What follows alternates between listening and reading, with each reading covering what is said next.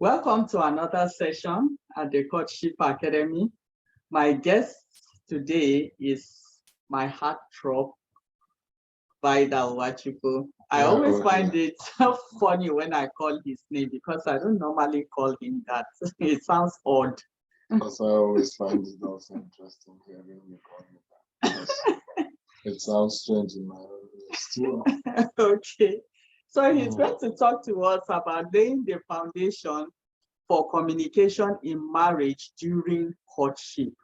Communication is a very important part of the success of marriage, and that is why you need to lay that strong foundation that you will build on. It guides every other thing that you will do in your union eventually. So let me hand you over to him to give you pointers. I may leave a bit. I will be coming in and out. So let me go and sit as the students and listen. I may need to come back if I need to say anything or ask further questions or make any contribution. All right, over to you. Well, thank you very much for having me here this evening. It's my pleasure to be able to share a few things with you guys this evening, and which we're going to be using subsequently. The subject that I was given to deal with, as you have already heard, it's about communication, laying the foundation for communication in marriage during courtship. Because as you know, it's during courtship that you lay the foundation for whatever you want to build up during marriage. It is not during marriage that you want to lay foundation. Foundation is laid during your courtship, which is the essence of the Courtship Academy in the first instance, because it helps you to lay a solid foundation so that you can build upon it in marriage now, and it will stand the test of time because the foundation is solid. With that said, communication is a huge, huge aspect of not only marriage, but everything, every relationship you have in life. Is it with your parents? Is it in your workplace, with your bosses, with your subordinates, with your superiors, with everybody you interact with? Communication accounts for a lot. Acquiring communication skills, that is an essential, so essential, because it allows you and others and yourself, you and others, to understand information more accurately and quickly. You get to know, when you develop these skills, you are able to understand information much more accurately and quickly when you develop the skills. And that is what we are trying to do through this interaction, to assist you to develop the skills, to know how to go about communication during your courtship, and be able to understand each other such a way that by the time you get into marriage, you would have a solid basis to start off your marital life with. So one thing you must know is that poor communication skills lead to frequent misunderstandings and frustration.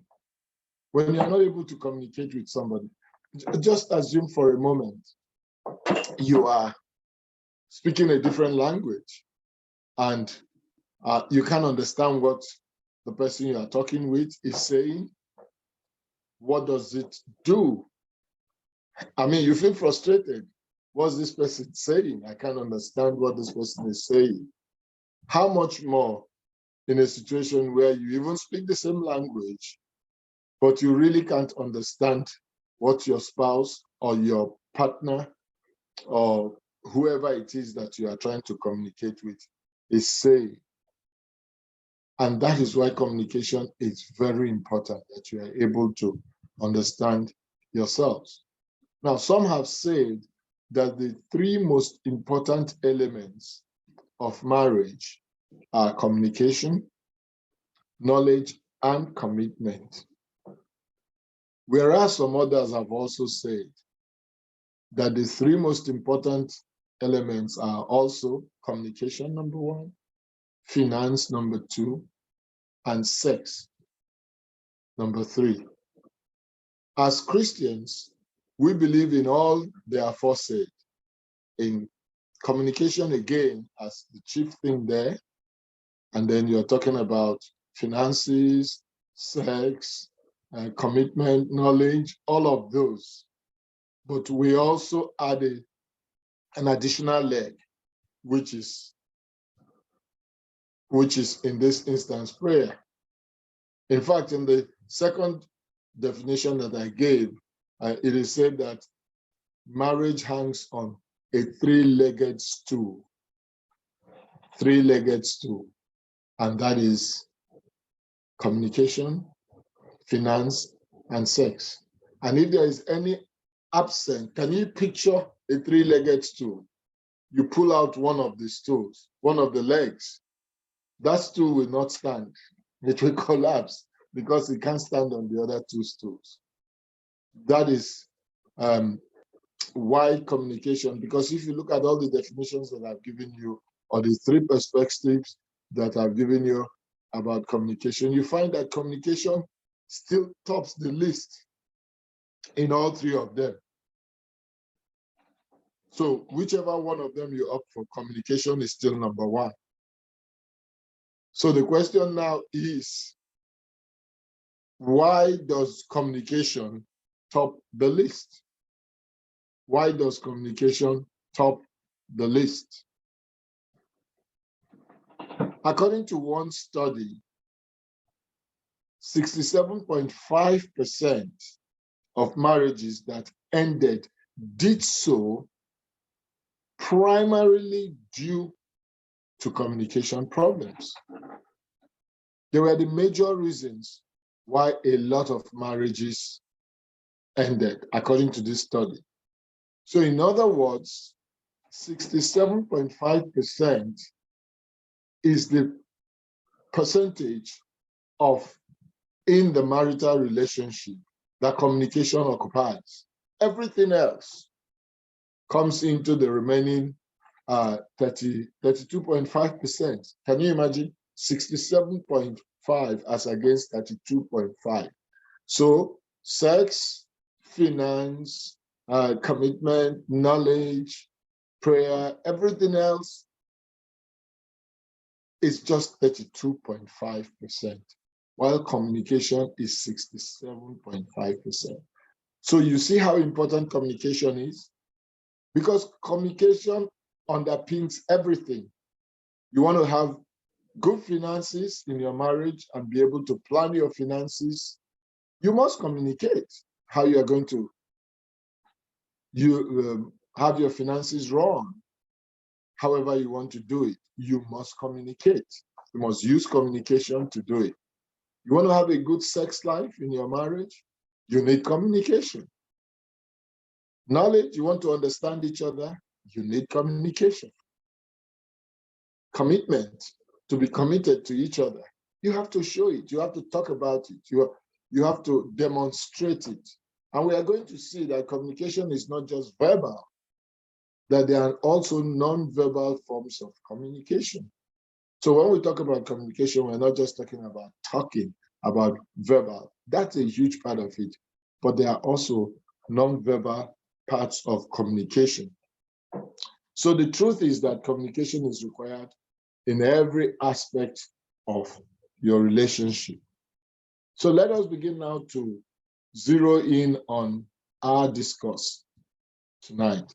And that is, what is communication in courtship or marriage? That is the area that we want to focus on. And in courtship or marital communication, we are approaching it in the context of a heterosexual union. That's a marriage between a man and a woman, not any of the other nonsense and stuff that they have out there, but this is between a man and a woman. So it's important that we understand that right from the get-go. So everything we're talking about here is a union between a man and a woman. So like I said earlier on, it refers to both the verbal and non-verbal communication between partners or spouses, or in this case, courting couples, as applicable. Now, I know that ordinarily, if someone were to ask you what the true basis of a happy married life is, the tendency would be to say love, commitment, and honesty. Yes, that for you to have a happy marriage, there must be love, there must be commitment, and there must be absolute honesty, truthfulness, and other things, other ingredients that we talked about earlier on. But while all this is very true, communication again is the cornerstone. I can't overemphasize this, and I'll be doing it as I go on in this discourse tonight, for you to understand that communication occupies a central place.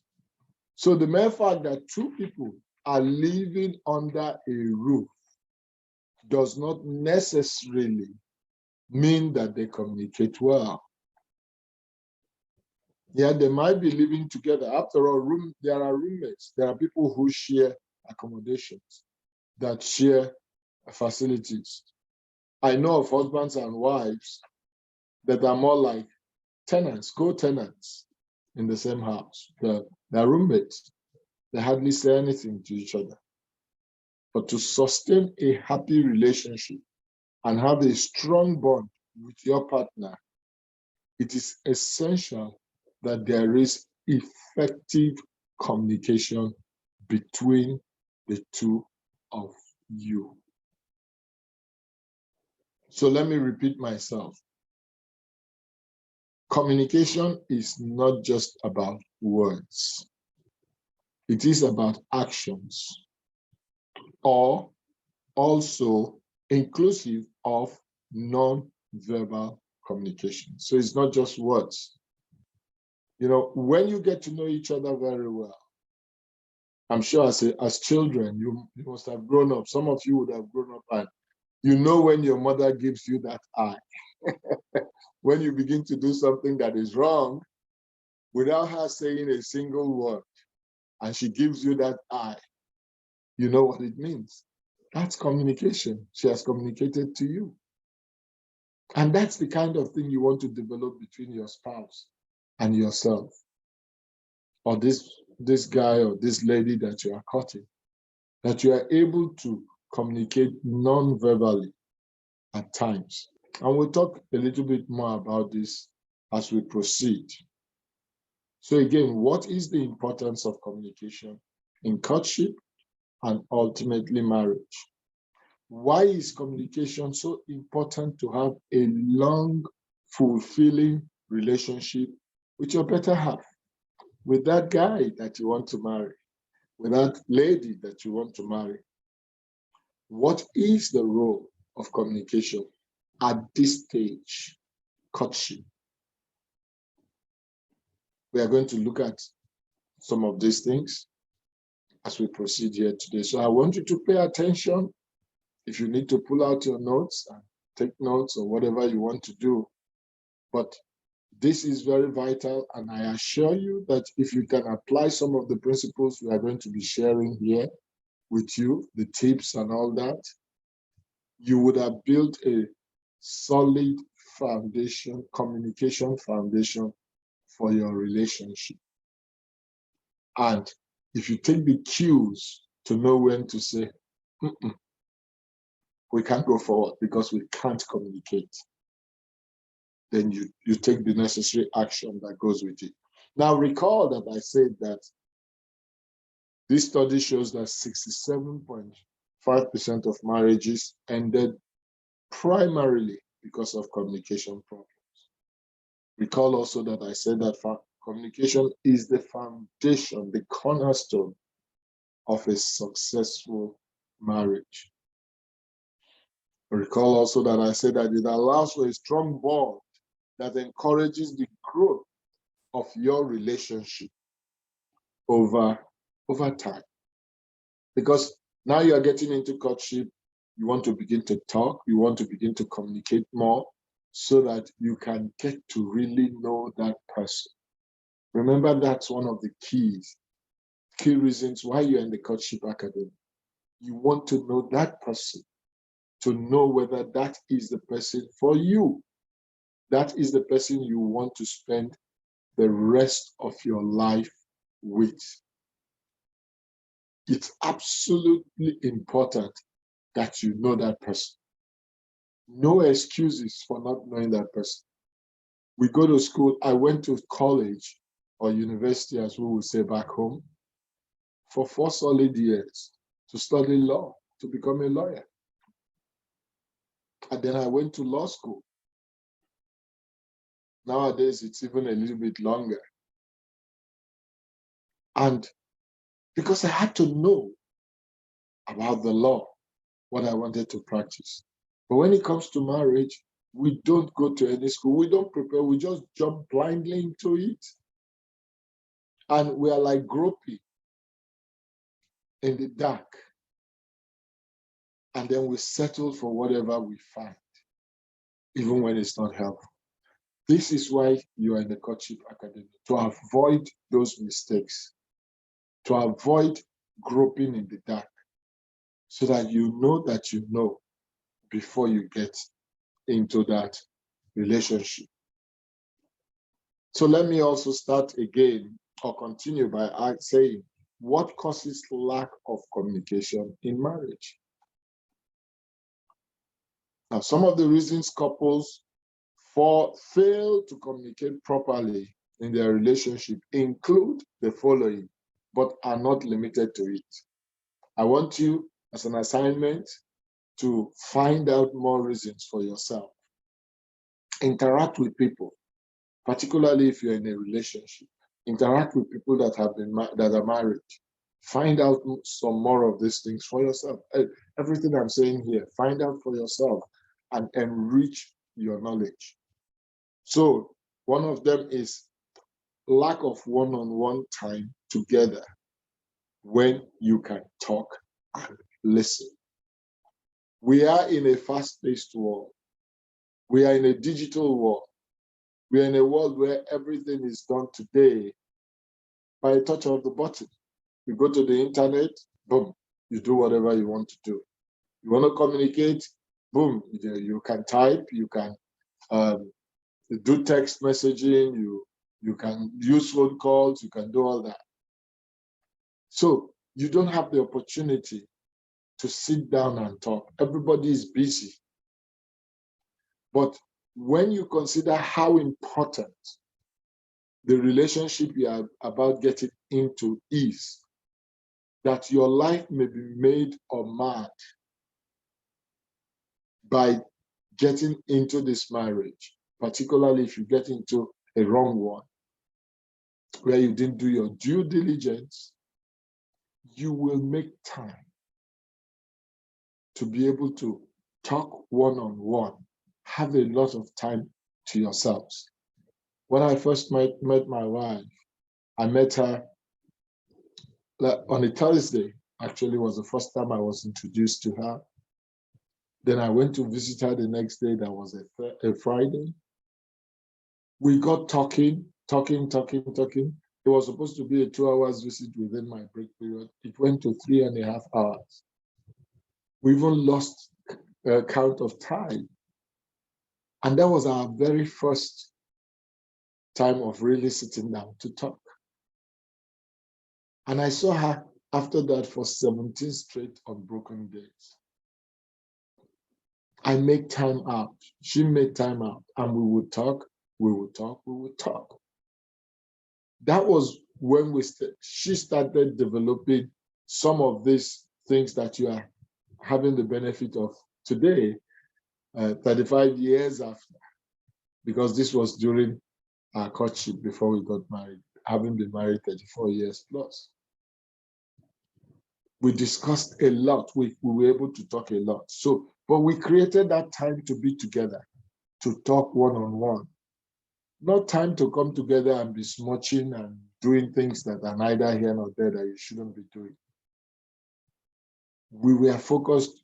We wanted to know each other because she comes from a different tribe. I come from a different tribe in Nigeria. And we wanted to know our customs, our cultures, our similarities, dissimilarities, and all, so many things to cover. So one of the reasons couples fail to communicate properly is because they do not create that time to do so. Another reason would be that high expectation that one partner or the other just knows what the other person is thinking. You're having the expectation that this other person knows what I'm saying, so why communicate it? Should understand what I'm saying. No, it doesn't just happen like that. You have to develop it, cultivate it for that to be able to happen. And so if you just make that assumption, you fail to communicate. At this stage, you want to communicate your feelings. You want to communicate your thoughts. Do not assume that your partner knows what you are saying or what you are thinking. Don't make that assumption. Ask, what are you saying? Particularly if you don't understand it. Let me understand what you have just said. Repeat it if need be. Because when you don't do so, you go away with a different understanding, which you go away with an understanding which may be radically different from what the person intended to communicate. So you have to make time to understand what the other person is saying and don't just assume. Number 3, the unwillingness. Another reason why couples fail to communicate well is the unwillingness of one partner to consider the other person's point of view. Yes, you heard me correctly.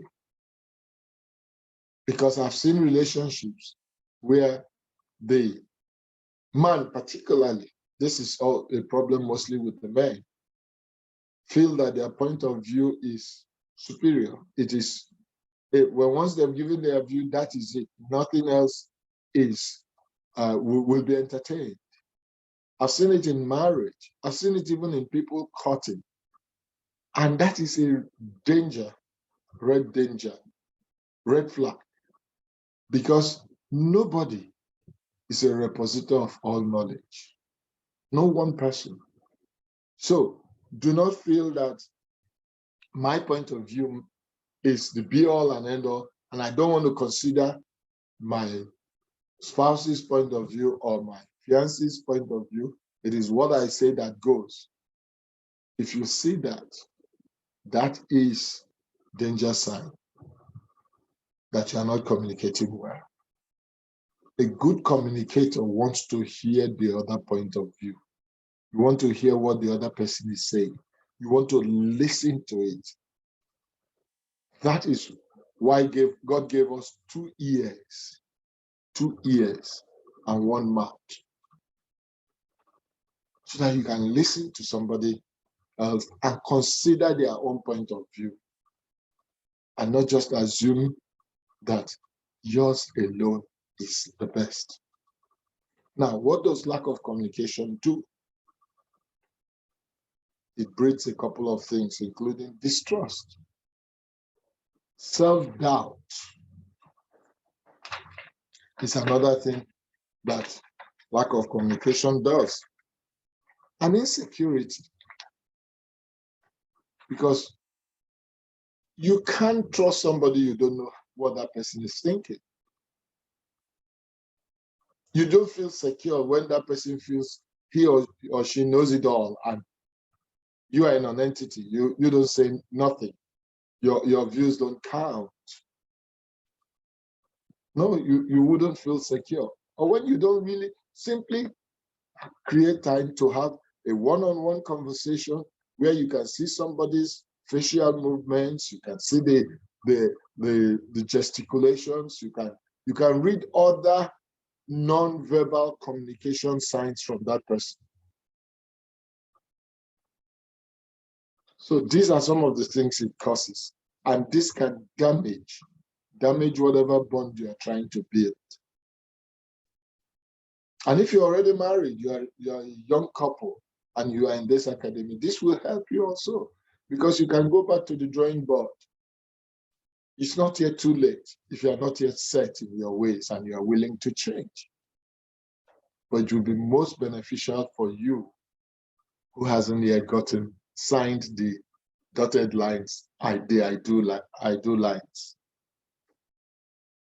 Remember that a relationship cannot last if this essential element of relationship communication is missing. Again, in marriages, lack of this has led to divorces, or led to people that don't divorce, but they are two strangers in a home.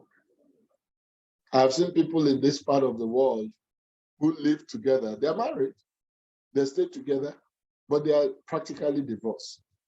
The only reason they stay together is for economic reasons, because it makes it easier for them to manage the bills than to live separately or apart. So they stay under the same roof. I've even seen an instance of a couple sharing the same bed. They put pillows in between their bed and they sleep on the same bed, but they have nothing to do with each other. Everybody does their own thing. There are instances of people who live in the same house, even though married in name, they are living such separate lives that the man can bring in his girlfriend, the woman can bring in her boyfriend, and they do their stuff. Why? Because they did not build a solid foundation of communication. So they're divorced, but they're just staying together. They don't go through the legal divorce, but they've agreed between themselves. Everybody do your own thing. That's what lack of communication can do. Now, the overall goal of this interaction we are having is to acquaint you with the importance of communication, some of which I've already discussed, and give you some tips. I'm not just going to x-ray the problems here. My job includes also giving you solutions, giving you tips that can help you overcome some of those problems and be able to build that foundation. God's word as a Christian tells me that if the foundation is faulty, everything that is built on it will be faulty. And that's true. We have seen it in engineering. We've seen it in our dear country, Nigeria, several times. Even in other places where buildings, magnificent edifices have been raised, and they come crashing down because the foundation is faulty. So it's not to have that big lavish wedding and do all that stuff when you have a faulty foundation. In all probability, it may not only crack, but may end up collapsing. That's what you want to avoid. And that's why you made the best decision in enrolling in the academy, because it's going to teach you and you benefit from it. But if and only if you are willing to do what it entails, what you need to do. And if you get to discover that you need to say, boom, it can't work because we can't talk. I don't know you. You are refusing to let me know you. Let me not get ahead of myself. But if you get to that point, you should be able to say, hey. So not just being in the academy, but the willingness to implement the things you are learning. That is what will ultimately help you build a solid foundation. Okay? So let us look at a few points here then on the importance of communication and where there is none, what it also signifies. So the first thing I want to look at here is I say, When there is no communication, it implies no interest or little interest. If the person you are courting now is not willing to communicate with you, if you do not know what is happening in his or her life, or what issues they may be dealing with, you may not be able to understand that person or be able to empathize with that person. And if you've done everything to try to get to understand that person and the person is not willing to open up, it just might be an indication of lack of interest. You might be just the one that is pushing this relationship, driving this relationship. And the person is just riding along. You are the driver and the person is riding along. That's not what you want to be. In this instance, both of you should be driving the relationship equally to show that both of you are interested in it. So if that is happening, it will slowly lead to lack of interest by that person, or even by you. It will strain the relationship. It could get heavy on you. You might close your eyes to it all and say, you know what, let me just enjoy it. When we get married, it's going to be better. So it's okay. He doesn't talk. He's not the talking type, or she's not the talking type. So I don't want to push him or whatever it is. No. Yes, there are people that we understand that are introspective, that are not too talkative. There's no doubt about that. But when it comes to this subject, when it comes to matters pertaining to you, you need somebody who is able to express himself and say what is in his mind or her mind. Don't make excuses for the person. Because you get into the marriage, if the person can freely talk about himself now, do you think it's when you're married the person will do so? That's when things will even be hidden the more. So if you don't want to have that and you want to have effective communication, look out for that sign of no communication indicating lack of interest. Number 2, better understanding. Communication, effective communication gives you the opportunity to have a better understanding of each other. It is said that couples who often talk, who often discuss their lives or communicate with each other regularly, not only have a better understanding of each other, but it helps them to build a stronger bond with each other. Couples who often talk, discuss their lives.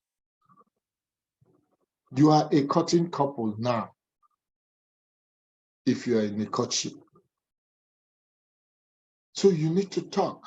You need to discuss your life. There shouldn't be any surprises. There shouldn't be any secrets. Because you're going to spend the rest of your life with this person. I've been with my wife for 34 years plus. That's longer than the time I lived before I got married to her. I was 27 when I got married. So I've been with her a longer period than when I was on my own. And for her, it's even more, much more. Because she was 23 when we got married. And she's been with me 34 years now. So 11 years more than what she was. This is the person you're going to spend your life with. Think about it. Diverse emotions from this. If you want to be sincere with yourself and you really want to get to benefit from attending this academy, please, there are times you will need to put emotions aside because you want to know who this person is. When you understand your partner and whatever they are dealing with, you don't know their background, you don't know their childhood trauma and experiences and everything. So those are things you want to find out. What kind of background do they have? How did they grow? What kind of parents do they have? How were the parents? Their customs, particularly if you come from different tribes or different villages, even from within the same tribe. You want to know a lot more about this person. It gives lesser room for misunderstanding because you know. Nothing will take you by surprise. And that is why it is essential to share your past. Yes, it may be in the past. As a pastor, when I invite people to church, I always ask them one question before I tell them, you can now start attending with us. I always ask one question, and that question is this: is there anything about you that you think I should know now, which if I get to know later, would have discouraged me or would have made me put a hold in inviting you to the church? Is there anything you want to disclose that I should know that could have affected my decision? And that is something that you want to find out from this man or woman you are going to spend your life with. Is there anything about your background or your past that could affect my decision? When you know it, at least you know what you are letting yourself into. And don't be afraid, because if you truly love each other and you have a lot going for yourselves, it wouldn't matter. You may still want to go ahead, so long as it's not a deal breaker for you. Of course, you should have what you call your own deal breakers. But if it's not, you can move ahead. I remember when I proposed to my wife, it was funny. She was asking me, what gave me that idea? Where did it come from? I asked her, I told her, even if you were married or even if you have any child, I'm still going to marry you. And she found it funny. She was like, have any child? What gave you that idea? I said, well, that's how much I loved her and still love her, that I was willing for that, even to bring it up, to say, even if you, of course, she didn't have any child anywhere, but that is the extent of openness that you want to probe, you want to ask. He gave her an opportunity right away to tell me. That was also an indirect way of getting her to talk. And he gave her the opportunity to say, oh no, there's nothing like that. And if there was, that was the opportunity to say, oh yes, oh wow, well, I do have a child somewhere. And then I will make an informed decision. So that is why, particularly matters that are crucial, people have gone into marriages hiding material facts. And it comes out later on. And say, oh, we're already married now, it doesn't matter, this one, that. That is fraud. That is fraud. So you don't want to hide material facts about yourself that your partner should know about you. Disclose it. If something is yours, it will come back. If it's not yours, it will not. And be bold. Particularly for the ladies, I want to encourage you, be bold, because you are the ones who, most of the time, particularly when you are getting to a certain age in life, you are like, hey, I don't want to ask too many questions because I don't want to lose this man now and everything. I'll just marry him, whatever it is. And then you sentence yourself to a life of misery when you begin to find out things you ought to have found out about prior to getting into that marriage.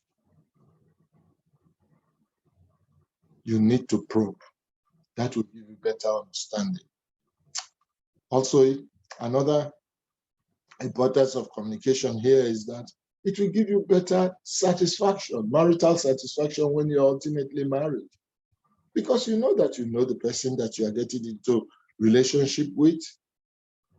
You will be able to experience a more peaceful and happy relationship. And you will not just be married in name only. Remember the mantra of the academy?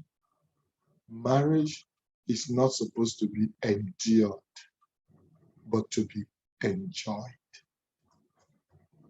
I've been married 34 years plus, and I can tell you without batting an eyelid that I enjoy my marriage. And if I had an opportunity all over again, I would do it again, marry the same person. Because we took time to lay that solid foundation that we built upon today. When you have a good communication in a relationship, you are willing to open up. There shouldn't be any fear. If there is fear and a holding back, it is concerning. It is something that you want to put a pause. That you literally have to prise something out of the mouth of your potential spouse, or you are holding back so much that the other person has to prise it out of your mouth. It's not a good sign. Be bold. Scripture says that the righteous are bold like a lion.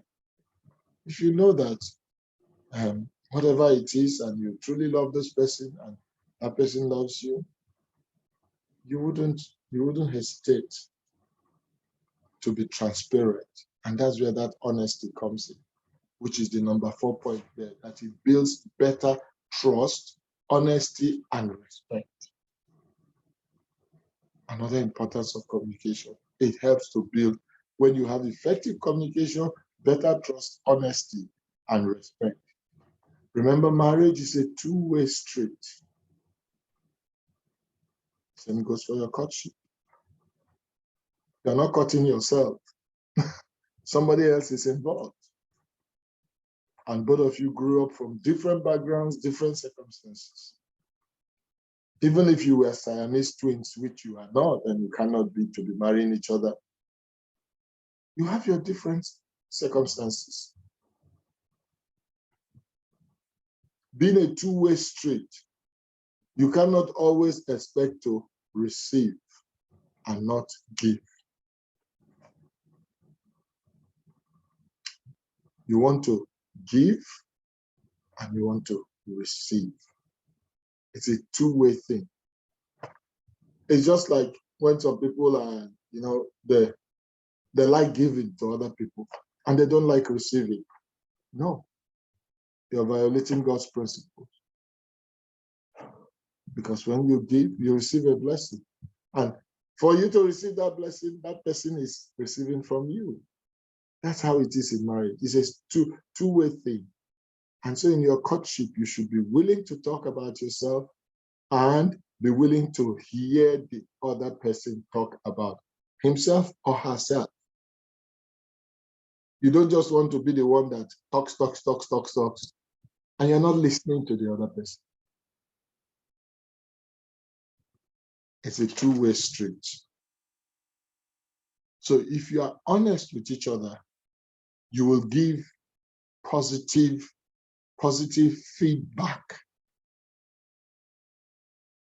And you will share everything you have about you, about your past, about yourself with honesty. Honesty is a bedrock in marriage also.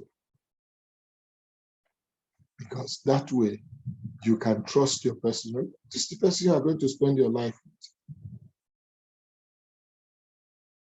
If the marriage is built on a solid foundation and you do the needful, that man, when you get married, is the only one who will be seeing your nakedness. And that's the highest form of bearing yourself to anybody. That woman is the only one entitled to see your nakedness, except medical reasons or childbirth or something for the wife. But that man now has a right to see your nakedness. That woman now has a right. Nobody else, your parents, your father, your mother, your siblings, no matter how close they are, none of them has that right to see it anymore. My mother hasn't seen my nakedness since I became a man. But my wife saw it just this morning. She sees it every day. Because she's the person I live with. I share my life with. So you should be able to trust that person. And you should be able to respect that person. And be respected also. They say respect is reciprocal. So you want respect, give respect. And I emphasize this particularly for us, the men, because many times in our customs in Africa, we, the men, marry people that are much younger than us. And so when we do that, we say, okay, because they are much younger than us, we are the Lord and man, Lord of the manor. I am your senior, so you talk to me with respect. Good, perfect. That is great. But you also talk to her with respect. Because again, as I said, she's the only one entitled to demand to see your nakedness. When she wants to see it, it's her right. So you must also accord her respect. And that's why I personally advocate that the age gap between married couples or intending married couples shouldn't be too much. You don't want a generational gap. It does happen, but it's not ideal. So that you are able to be on the same level to a large extent. So you must build trust, you must build respect. You must develop, number 5, better connection. Another importance of marriage is that it enables you to develop better connection with your spouse to be. Communication is a way of expressing your feelings and emotions towards your partner. How are you going to tell your partner you love your partner if you can't communicate it, if you can't say it? Again, remember what we said sometime earlier on. Don't assume. Oh, she knows I love her. After all, that's why I married her. She knows I love her. I love her. Yes, she knows, but tell her. Communicate it. Let her hear it from your lips. Women like what they hear. They prefer what they hear, particularly when you back it up with the action. Not just say it and don't mean it. You say it, you mean it. And the women also, men also love hearing that they are loved. I know the Bible, I have searched, I haven't seen where it says the woman should love the man. It says the woman should respect her husband, but it says the man should love his wife as Christ loved the church and gave himself for her. Men, we have a tall order. Love your wife as Christ loved the church and gave himself for it. So it's a lot. So you want to be connected with this person, you should be able to express that love and show it in deed and in action.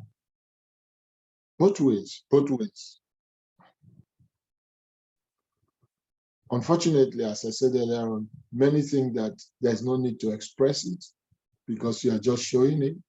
No, back it up, express it. It is important, particularly for the women. They want to hear it. We, the men, love hearing it. I love hearing it when my wife tells me she loves me too. So let's be more expressive. When we're expressive and vocal, it is one of the best ways of exhibiting your emotions towards your partner. And you know what it does? It leads to a better connection between both of you. Because you feel safe, you feel secure, you feel assured. Oh, going to work, darling, I love you, you take care. You go bouncing, knowing you have somebody who cares for you and who shows it.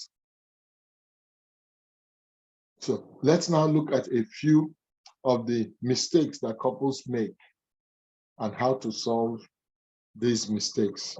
So here are a few of them. I will literally browse through these ones because we still have a lot of material to cover here. One of those mistakes is the me factor, what I call the me factor in a relationship. What does that mean?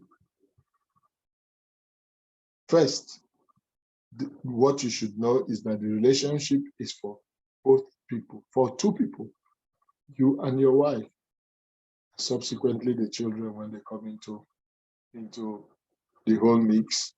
But it's primarily for two of you. And you have to begin to show this, that it is two of you from the word go. When my wife and I were still courting, before we even got married, I knew she was the woman I wanted to marry. I changed my car papers to our joint names so that it was no longer my car, it was our car.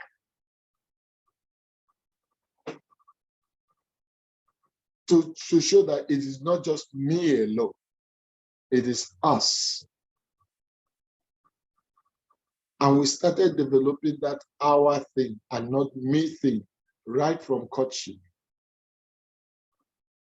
Doing things, we bought things, household things and all that. We weren't married, we were courting.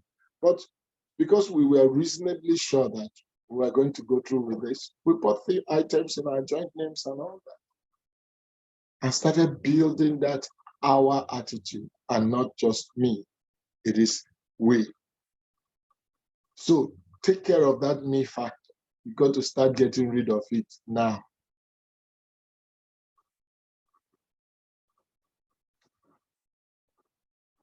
Don't let your relationship become more about you than about your partner. My high school motto, Methodist College, Uzoakali, Abia State, that I attended to, the oldest school in southeastern Nigeria. The motto of the school is you and I. You and I. That's what it is in a marriage, you and I. That's what it should be. And you start practicing it now from your courtship. You, then I. So you comes before I. Not I before you, as they say our Igbo means, I before others. No. It's you and I. Remember that. Take care of that me factor. On anniversaries, you want your partner to make you feel special, which is good. Nothing wrong about it. But what about you? Do you also try to make him or her feel special? Or you just expect that to be extended to you always? And now this is where our women come into it. Don't just be on the receiving side. Also, the man needs some TLC also to feel special also. It takes two to tango.